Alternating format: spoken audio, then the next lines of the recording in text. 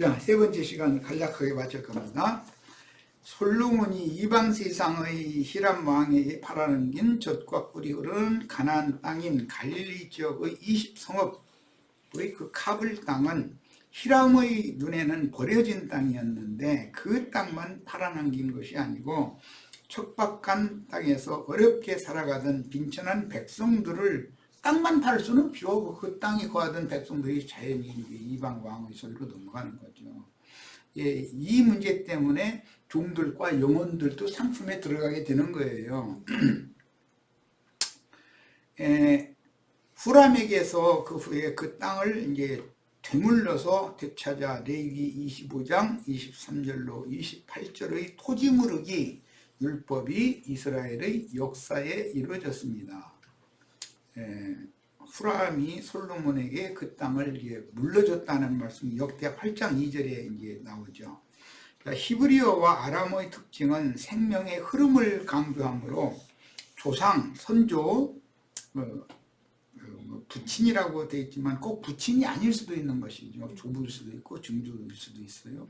그 아브라는 용어와 아들이라고 대부분 번역을 하지만 사실은 자손, 후손 그런 의미, 그 벤이라고 하는 그런 용어의 사용이 우리 이방 세계 사람들과 같이 그렇게 사용하는 것이 아니다라는 것이에요.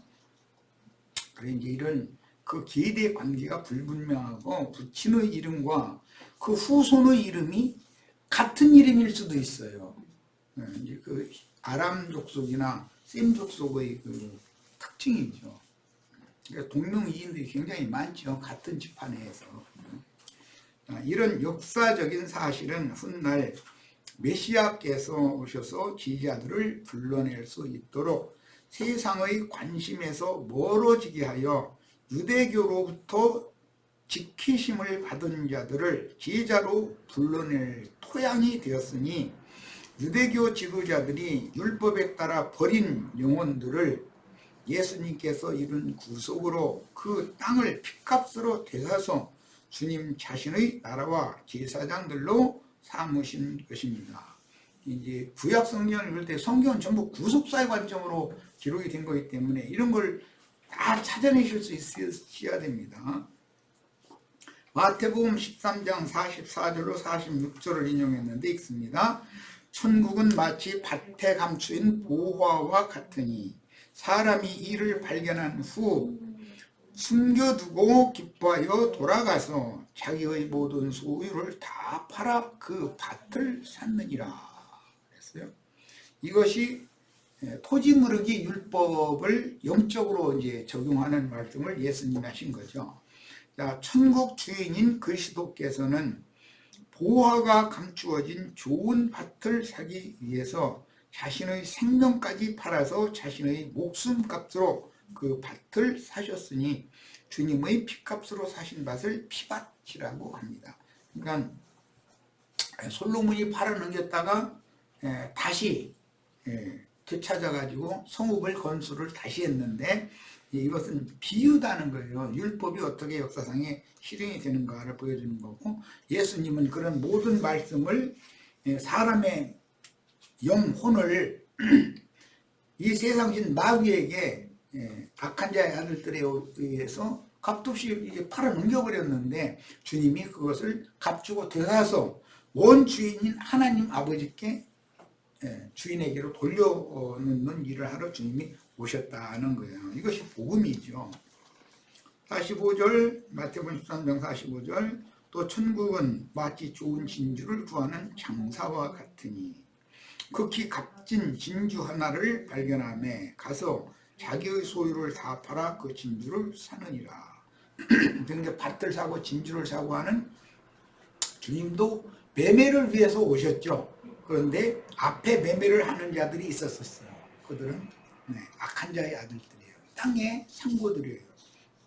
그들이 불쌍한 영혼들을 세상신, 잡신들에게 팔아넘겼는데 그것을 약속에 따라서 때가 되었을 때 주님이 오셔서 값주고 사가지고 다시 그 조물주이신 아버지 말씀께 되돌려 드리는 거예요.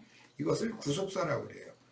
자, 사실은 하나님의 백성이지만 세상에 버려져서 멸시받고 천대받는 사람들을 구속하여 다시 사서 아버지의 것으로 돌려드린 것에 대한 상징이요, 일시적으로 이방 왕에게 팔린 것은 교회가 세속화된 것이죠. 세상 잡신들이 지배하게 된 거예요.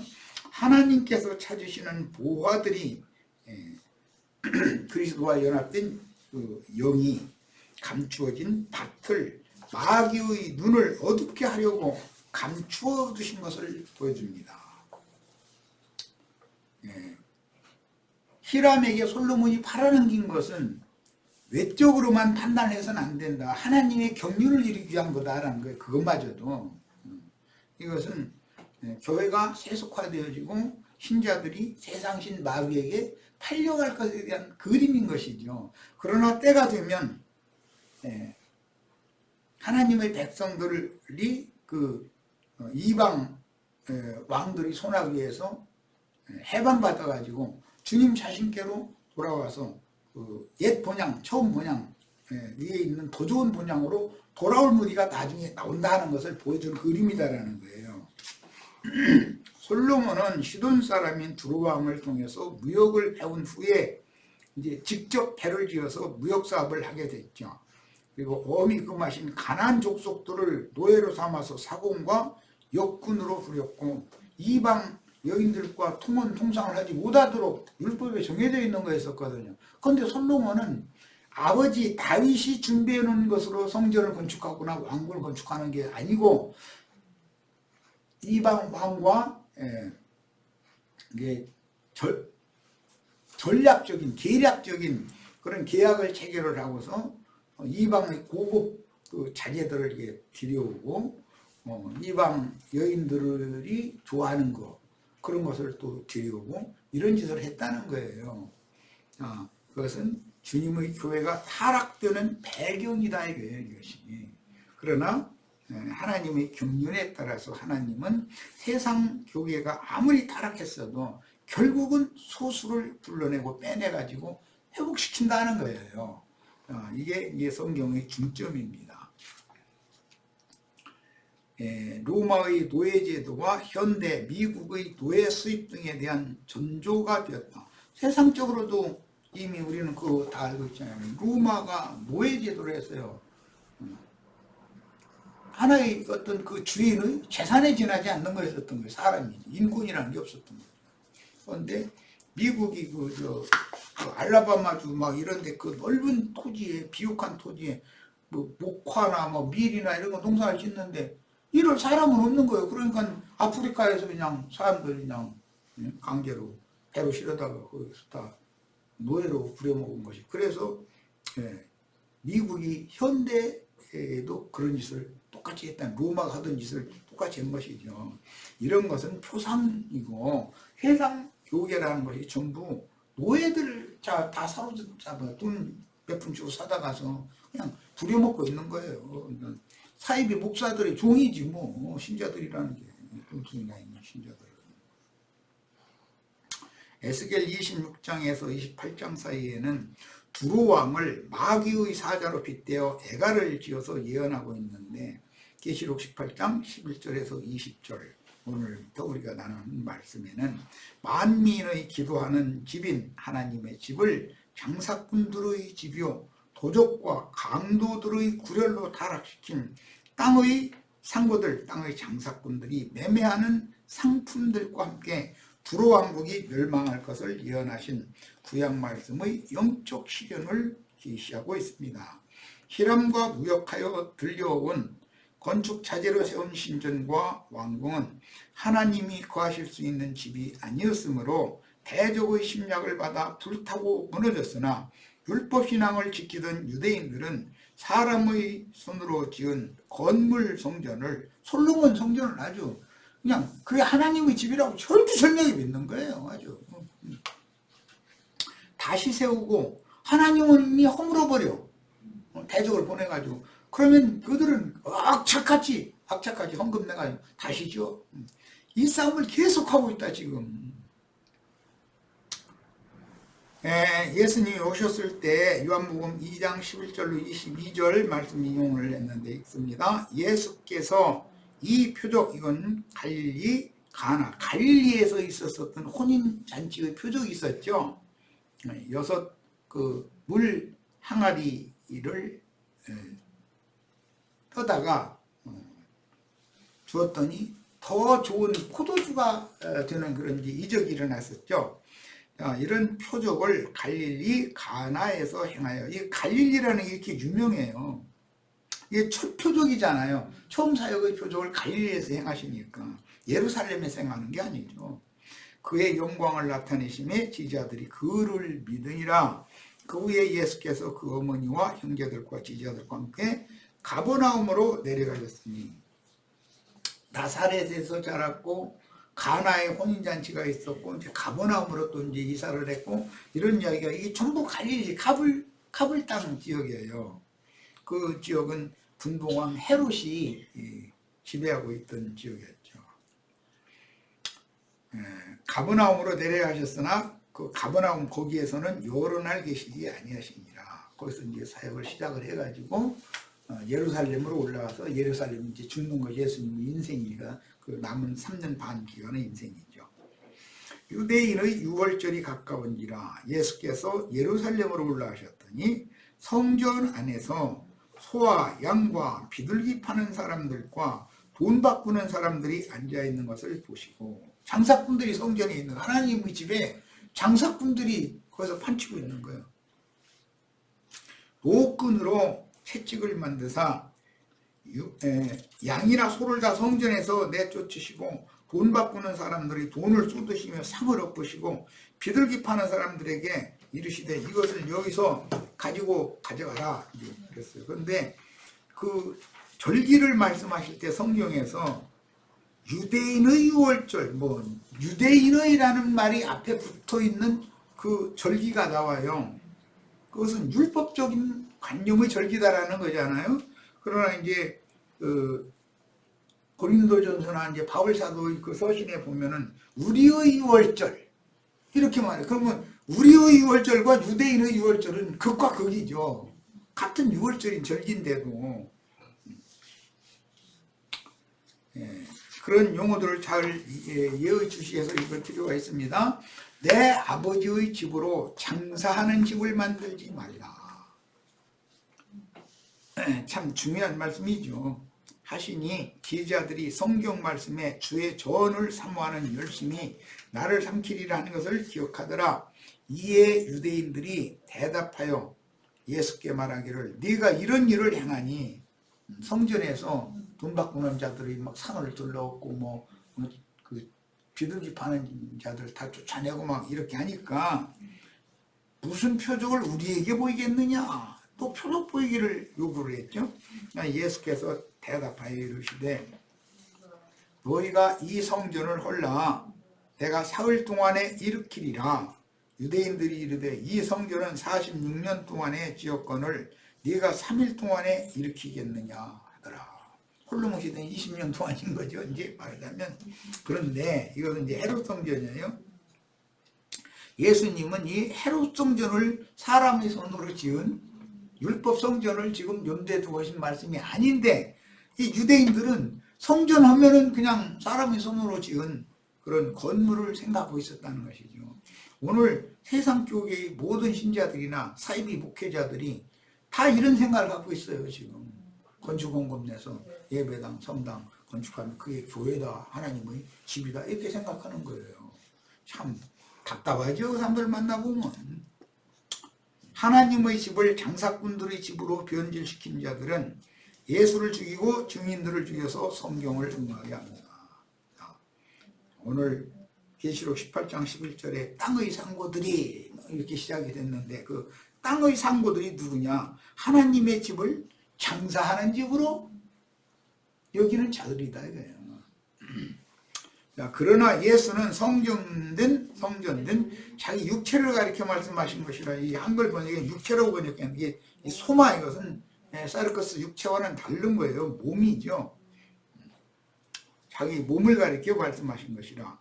죽은 자 가운데서 살아나신 후에야 지휘자들이 이 말씀하신 것을 기억하고 성경과 예수께서 하신 말씀을 믿었더라. 오늘 우리도 이 말씀이 꼭 영감을 통해서 계시가 임해가지고 믿어지시길 바래요. 때가 찼을 때 예언된 메시아께서 자기 땅의 자기 백성들에게 오셔서 자신의 몸을 신전이라고 가르쳐 주셨으니 그 영으로 재림하신 예수 그리스도의 실상은 그리스도의 몸인 교회다. 교회는 그리스도가 충만히 나타난 실상이단 말이에요. 그러니까 몸이 없으면 그 영혼이 허공에 따로 떠돌아다닌다면 이상하잖아요. 그 몸 속에 그 영혼이 있으니까 그 영이 마음을 통해서 몸으로 표현되는 것이죠. 세상에 있지만 봐도 이런 것처럼 인자에서는 죽었으나 영으로는 살리심을 받아가지고 제자들에게 임하여 제자들을 보내서 전도를 하게 해서 얻어진 사람들을 모아서 그리스도의 몸인 교회를 세우시는 거예요. 이게 하나님의 집이죠. 그런데 이런 교회를 세속화시켜서 세상 교회가 되게 하는, 세상 부귀영화 세상 영광 이런 것들을 받으라고 날마다 그냥 설교를 해야 되면 예배당에 왜 나가느냐 하면 세상 신 받으러 가는 거예요. 말하자면 이렇게 변질돼 버리면 이것이 많은 무리한 큰 음력교회가 된다는 거예요. 주님의 사역을 이어받은 사도들은 진리와 생명의 성령으로 다시 오신 주님의 계시에 의한 영감을 받고 신령한 전과 왕궁의 건축 차제는 천국 복음을 영으로 깨닫고 마음에 믿어진 사람들인 아버지께서 예수님께 주신 제자들, 그들을 통해서나 주님의 하나님의 집이 세워지는 것이지 물 건너온 좋은 수입품으로 세우는 것이 아니다는 거죠. 맞아면 어린 양의 피로 사신 영혼들로 그리스도의 몸을 세워야 한다는 진리가 너무 분명해지셔야 됩니다. 지상의 7 교회들에서 나온 이기는 자들로 건축한 하늘에 기록된 장자들의 교회 모임을 세워야만 하나님의 후사를 낳은 해를 입은 한 여자의 예언을 실현하는 것입니다. 하나님의 배필은 아담의 배필 이제 그 여자로 상징된 것은 계시록 12장에서는 하늘에 해를 입은 한 이적의 여자였었단 말이에요. 그러니까 하나님의 아들은 해를 입은 여자의 아들도 부부간의 아들이니까 이런 관계다 하는 것이죠. 하나님의 집은 친히 세우시고 경영하실 터가 있는 한 성을 하늘의 시온산과 예루살렘에 이른 구속받은 성도들의 영혼들로 주의 성령께서 친히 닦은 터 위에 세우고 경영하는 것입니다. 지상의 7 교회들 중에서 모든 이기는 자들을 빼내어 짐승 우상들을 헛되이 경배하는 자들과 거룩하게 성들하신 후에 그들로 하늘의 장자교회를 세우게 하셨으며 하늘의 장자교회가 낳은 아들들을 아브라함의 후사로 삼으십니다. 이제 여기까지 나가지 못한 이제 그 형제회 부리는 필라델피아 교회가 이제 최종적인 하나님의 뜻을 이루는 교회다 이렇게 생각하죠. 그래가지고 그들은 필라델피아 교회에 목숨을 걸죠. 그런데 필라델피아 교회에서도 이기는 자들이 있고 필라델피아 교회가 결국은 라오디게아로 다 타락하게 된다는 것에 대해서는 간과하고 있는 거예요. 모든 교회들마다 이기는 자들을 빼내가지고 그들로 하늘에 기록한 장자들이 교회를 세우는 것이 하나님의 최종 교회에 대한 계시예요. 그러므로 어린 양의 피로 사신 영혼들로 건축된 신령한 처소가 아니면 하늘에 간직한 영혼은 거처가 될 수 없다는 분명한 사실을 깨달아서 교회의 회복을 위해 모든 것을 바쳐서 헌신해야 하겠습니다. 이방 왕에게 팔려간 땅을 무르기를 해야죠. 당연히. 땅의 상고들과 바다에서 배부리는 선주들과 선장들과 선객들로 상징하는 우상숭배자들이 보이는 더러운 영들과 귀신들이 옥에서 속히 도망하여 하늘에 기록된 장자들의 교회를 함께 세워야만 신의 도성인 신부의 성에 들어갔다가 주와 함께 오는 새 세상에 재림하여 신세계에서 양무리의 장막이 될 수 있는 것입니다. 계시록 18장 11절에서 땅의 상인들이란 사탄의 사자들인 땅에서 올라오는 짐승들이요 거짓 선지자들이요 음료의 간부들입니다. 그들은 요셉을 사서 애굽에 팔아넘긴 이스마엘 족속들과 광야에 섞여서 살던 미디안 상고들처럼 더러운 이를 위하여 온갖 사이와 술수로 신자들을 속여서 이적과 마술을 행하며 사람들을 모아 가문이설로 꿰고 예수 이름으로 귀한 영혼들을 이 세상신 마귀에게 팔아넘기는 일을 행하여 큰 성 바벨론이라고 하는 귀신들의 저수에 딱 갇히게 만들어 놓죠. 육신에 속하여 분별력이 없는 어리석은 신자들인 가라지들은 뱀이 여자를 꿰어 금령과를 먼저 따먹고 남편에게도 주어 함께 먹고 죽게 했듯이 변질된 종들에게 이세벨의 교훈을 가르치는 바알과 아세라의 사제들이 되게 하여 영혼을 망하게 하는 다른 교훈으로 세상 잡신들에게 복종시키고 반드시 무너질 세속 교계인 큰 성 바벨론의 포로가 되게 하였습니다. 큰 성 바벨론은 세상 교계에 있는 사람들은 더러운 귀신들과 공중의 부정한 새들이 모이는 옥이란 말이에요. 이게 세상 교회라는 거예요. 거기에 지금 본인들이 자신들이 갇혀있는 종의 신분이지 자유자의 신분이 아니라는 것 자체를 모르고 있는 거예요 지금. 그러나 이제는 모든 진리가 다 밝혀지고 간부들과 음료의 불법적인 관계가 다 드러나므로 모든 사람은 음료와 간부들에게 더 이상 미혹당할 자가 없고 거짓 선지자들이 아무리 복수를 행한다 해도 모이는 자가 없으면 더러운 율법 종교 조직은 더 이상 유지될 수가 없습니다. 그러니까 그 배부리는 자들, 선장들, 상고들이 음료가 많은 물 위에서 벌거벗게 돼가지고 불타는 거 보고 가슴 치면서 우리 상품을 누가 사주냐, 이제 더 이상 우리 상품 사줄 사람 없게 생겼다, 이래가면서 탄식한다는 거예요.